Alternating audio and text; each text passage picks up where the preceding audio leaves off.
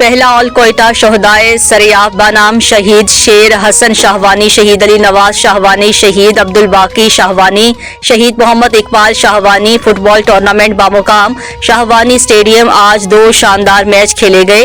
पहला मैच नवाब शहीद football club बामुकाबला Naveed शहीद फुटबॉल क्लब के दरमियान खेला गया। ये मैच नवीद शहीद फुटबॉल क्लब ने जीत लिया।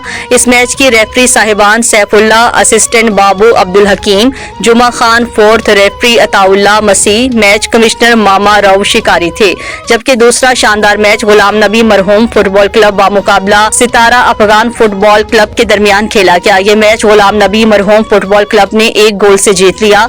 इस शानदार मैच के मेहमान खुसूसी पाकिस्तान फुटबॉल टीम के साबिका कैप्टन लाला अकबर रहीसानी थे। मैच की रेफरी साहब Bashir Ahmad, national assistant Abdul Qadir Rind, Daud Khan Shahwani, fourth referee बाबू अब्दुल हकीम, मैच कमिश्नर अब्दुल समद बलोच थे।